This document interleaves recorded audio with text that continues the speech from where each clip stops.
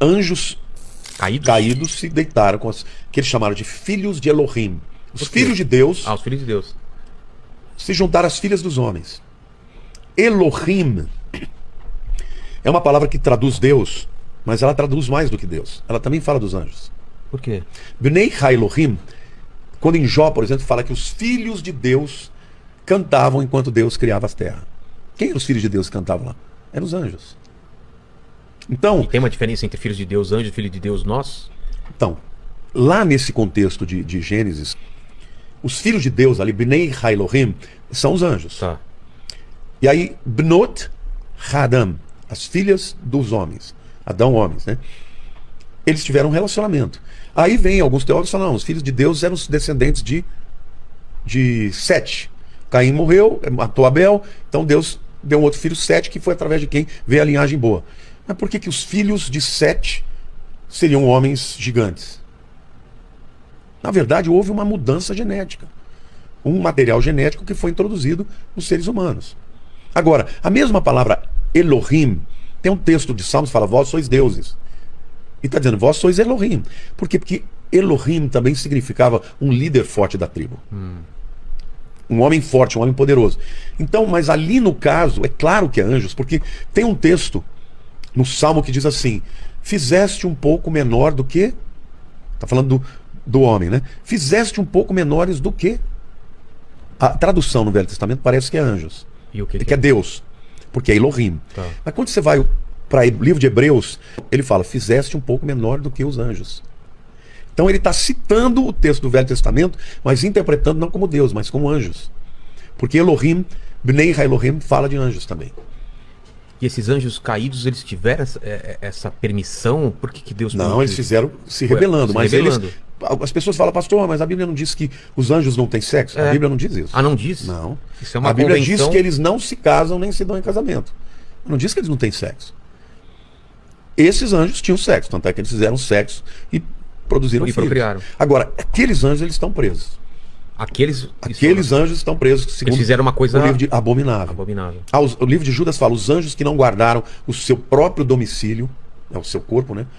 Ele os tem em cadeias eternas para o dia do juízo. Caramba. Então, se você me perguntar, os anjos de hoje podem copular? Não sei. Pode ser que sim, pode ser que não. E se fizerem isso, eles sabem qual é o resultado para eles. Exatamente. Agora, alguns acreditam que aquela era uma classe especial de anjos que tinha essa habilidade. Ah, entendi. E que os de hoje não têm. Não sei, isso é conjectura. Mas de qualquer forma, aconteceu em um momento da humanidade. E esses seres Néfilins eram maiores em estatura, em força Eles eram enormes e fortes. e mais valorosos. inteligentes. Tudo. Eles Tudo. dominaram naquele tempo. Foram os grandes... Tanto é que quando chegou na época do dilúvio, a humanidade ainda era muito pequena. Né? É. Você tem que considerar isso. Ainda não tinha. Eram milhares de pessoas. Será que não seria o que os gregos vão falar depois em semideuses? Seria não. É. Toda Mitologia. a mitologia grega é baseada numa verdade. Nos Néfilins. Só que a interpretação deles era que eram deuses. Copularam com os humanos e Exato. nasceram os semideuses. Isso. Exatamente isso. Só estavam colocando outros nomes. Outros nomes. Você entendeu? E esses gigantes, eles dominaram a Terra por quanto tempo? Por muito tempo. Por muito tempo. Você tem sítios arqueológicos que você encontra ossuários de homens gigantescos, de cabeças Estamos falando o quê? De 3 metros e meio. Bom, Golias tinha 2,98 metros. Ele era um Nephilim. Ele era um Nephilim. Ele era um...